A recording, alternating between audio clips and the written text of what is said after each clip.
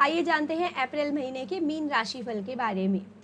तो ये जो महीना है मीन राशि के जातकों के लिए उतार चढ़ाव से भरा रहने की संभावना है। महीने की शुरुआत से ही सूर्य, बुध, शुक्र, शनि, राहु इन 5 ग्रहों का पंचग्रही योग आपकी राशि में बना रहेगा, जो आपके लिए अनेक प्रकार की खुशियाँ और अनेक प्रकार की चुनौतियाँ लेकर आएगा। जहाँ आपके स्वास्थ्य में उतार चढ़ाव और व्यवहार में उतार चढ़ाव बना रह सकता है, वहीं आपके वैवाहिक संबंध में भी तनाव बरकरार रह सकता है और उसे सँभालने के लिए आपको बहुत ज़्यादा मशक्कत करनी पड़ेगी। और प्रेम संबंध के लिहाज से यह महीना थोड़ा कमज़ोर दिखाई दे रहा है, लेकिन बृहस्पति महाराज की कृपा से वैवाहिक संबंध धीरे-धीरे सुधर सकते हैं।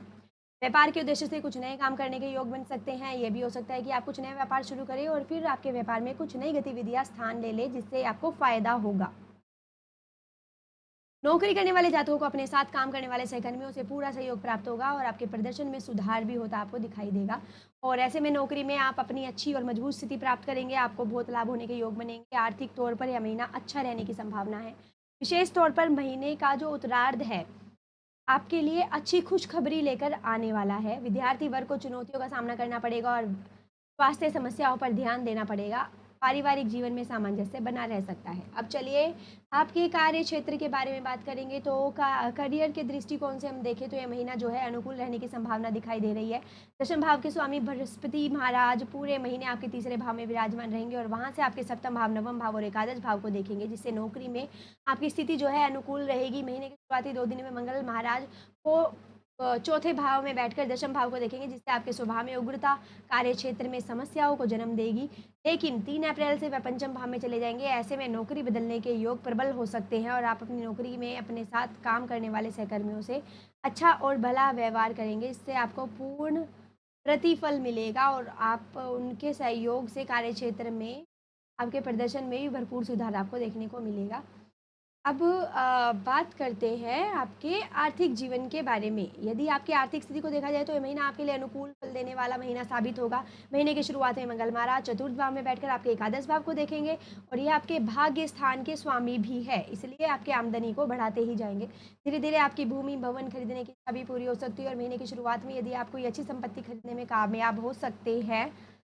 इसके बाद 3 अप्रैल से मंगल महाराज पंचम भाव में चले जाएँगे और वहाँ से पूर्ण रूप से सप्तम दृष्टि से आपके एकादश भाव को देखेंगे, जिससे आपकी आमदनी में बढ़ोतरी का रास्ता खुल जाएगा। नवम भाव के स्वामी का स्वयं से नवम भाव में जाकर एकादश भाव को देखना आपके लिए अनुकूलता लेकर आएगा, लेकिन इससे आपकी आमदनी भी बढ़ेगी। चलिए अब आपके स्वास्थ्य के बारे में बात करेंगे। तो यह महीना स्वास्थ्य के दृष्टिकोण से उतार-चढ़ाव से भरा रहने की संभावना दिखा रहा है। आपके राशि स्वामी बृहस्पति का तीसरे भाव में स्वामी शुक्र के साथ राशि परिवर्तन करना तो अनुकूल है, लेकिन आपकी राशि के महीने की शुरुआत में ही सूर्य, शनि, बुध और राहु पंचग्रही ग्रहों का जो प्रभाव है, इससे स्वास्थ्य में उतार-चढ़ाव आपको देखने को मिलेगा।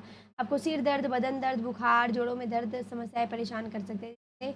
भवन में तो क्या होगा कि आपको इन चीज़ों से बचना होगा। और पंचम भाव में 3 अप्रैल से मंगल महाराज का प्रवेश आपकी नीच राशि में होने के कारण आपको पेट से जुड़ी समस्याएँ दे सकता है। इसके अतिरिक्त त्वचा अथवा छाती से जुड़ी समस्या भी आपको परेशान कर सकती है। शनि महाराज की दृष्टि भी आपके राशि के स्वामी बृहस्पति पर पड़ेगी, जो स्वास्थ्य के दृष्टिकोण से अनुकूल नहीं कही जा सकती और आपका स्वास्थ्य को बेहतर बनाने पर आपको खर्च करना पड़ेगा। अच्छी बात ये है कि सूर्य महाराज के आरोग्य के कारक ग्रह है। 14 अप्रैल से आपके दूसरे भाव में उच्च राशि के हो जाएँगे। ऐसे में आपके स्वास्थ्य समस्याओं में कुछ कमी आएगी, लेकिन सूर्य भी छठे भाव के स्वामी और मजबूत होने के कारण स्वास्थ्य समस्याएँ दूसरी ओर भी बढ़ सकती है।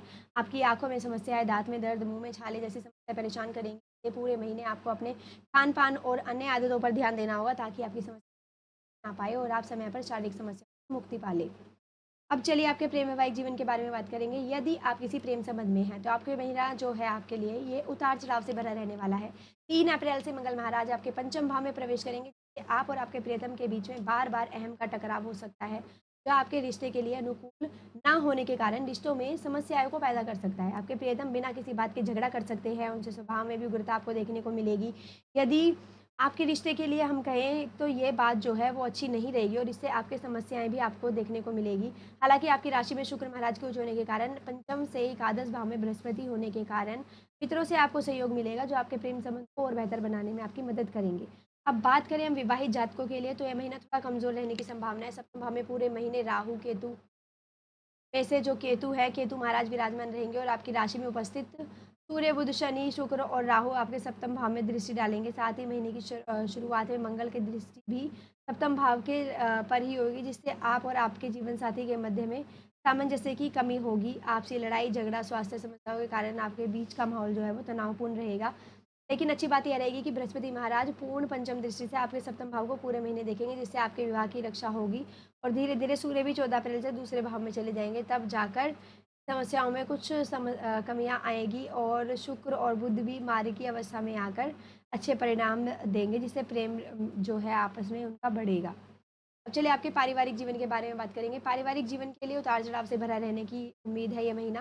चौथे भाव के स्वामी बुध महाराज पूरे महीने आपके प्रथम भाव में विराजमान रहेंगे और आपके साथ सूर्य, शुक्र, राहु और शनि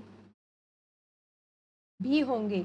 बुध महीने के पूर्वार्ध में वक्री होंगे और अपनी नीच राशि में होंगे, लेकिन 7 तारीख से मार्गी अवस्था में आ जाएँगे। महीने के शुरुआती 2 दिन में मंगल भी चौथे भाव में रहेंगे, जिससे व्यापारिक जो जीवन है वो उतार-चढ़ाव भरा रहने वाला है। और आपके जो दूसरे भाव के स्वामी हैं जो, और वो भी चौथे भाव में विराजमान होंगे, जिससे परिवार को भूमि संपत्ति का लाभ होने के योग, प्रबल योग भी बन सकते हैं। तो चलिए अब आपके लिए कुछ उपाय हम बताएँगे, किन उपायों को करके आप अपने जीवन को सकारात्मक बना सकते हैं। तो आपको करना क्या है, आपको अपनी राशि के स्वामी ग्रह देवगुरु बृहस्पति के पीले पुखराज रत्न को सोने की मुद्रिका में जड़वाकर शुक्ल पक्ष के गुरुवार को दोपहर के समय में अपनी तर्जनी उंगली में धारण करना चाहिए।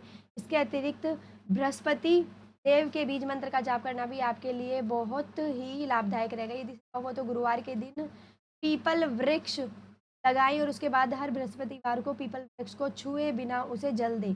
और श्री हनुमान जी की पूजा करने से भी आपको जो आपके सारे काम हैं वो बनेंगे। और बता दें, ऐसे ही अन्य राशि को जानने के लिए हमारे चैनल लोक सेवा धर्म को सब्सक्राइब करे हुए वीडियोज़ को लाइक करना ना भूलें।